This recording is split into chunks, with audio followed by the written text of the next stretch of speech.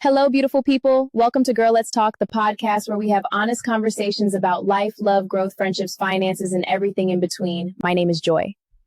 And I'm Faith. We're so happy you're joining us today. Whether you're listening at home, in the car, or while taking a walk, thank you for spending this time with us. Before we get into today's conversation, Faith, how are you doing? I'm doing well, Joy, feeling grateful, reflective, and excited for today's discussion. How about you? I'm great, Faith. So excited to be here. I'm excited because today's topic is one that so many women can relate to.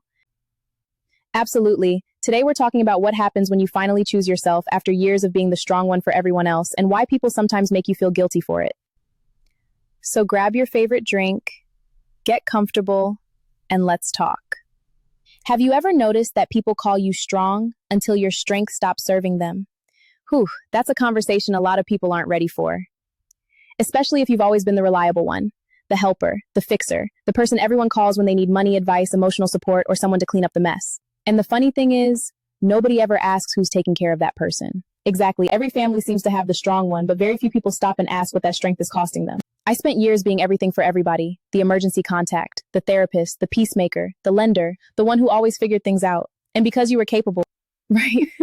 That's the curse of being reliable. People don't see your exhaustion. They only see your ability to keep going. And after a while, your family creates an identity for one, the one who always sacrifices.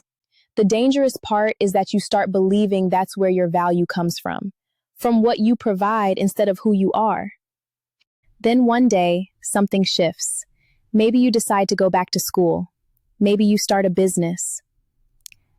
Maybe you move out. Maybe you finally spend money on yourself after years of spending it on everyone else.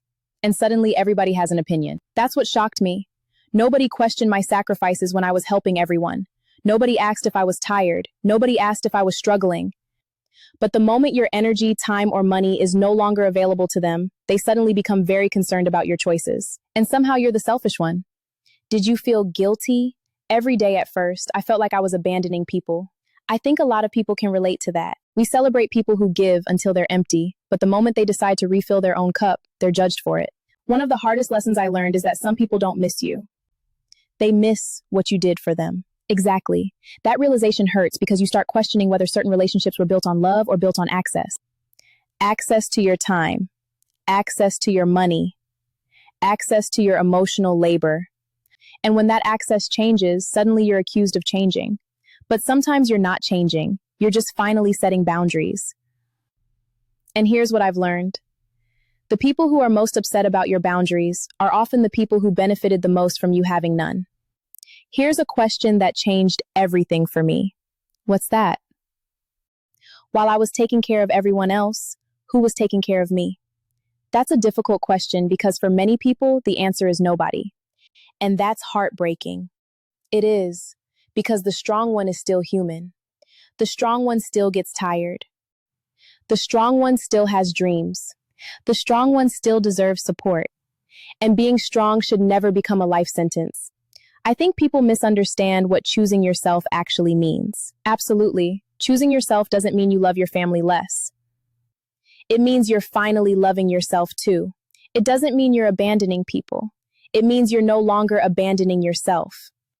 You can support people without saving them. You can care about people without carrying them. And you can love people without sacrificing your future for them. So if someone listening feels guilty because they're finally putting themselves first, what would you say to them? I'd say this. You are not a bad person for refusing to destroy yourself to make other people comfortable. You do not owe anyone unlimited access to your time, your money, your energy, or your future simply because they became used to receiving it. And if people call you selfish for finally pursuing your own goals, remember this. The same people who benefited from your sacrifices may not understand your boundaries, but that doesn't make your boundaries wrong. Sometimes choosing yourself will disappoint people. Sometimes it will even make you the villain in someone else's story. But maybe that's okay, because if choosing yourself makes you the villain in their story, it might be the very thing that allows you to become the hero in your own. And that's a story worth choosing every single time.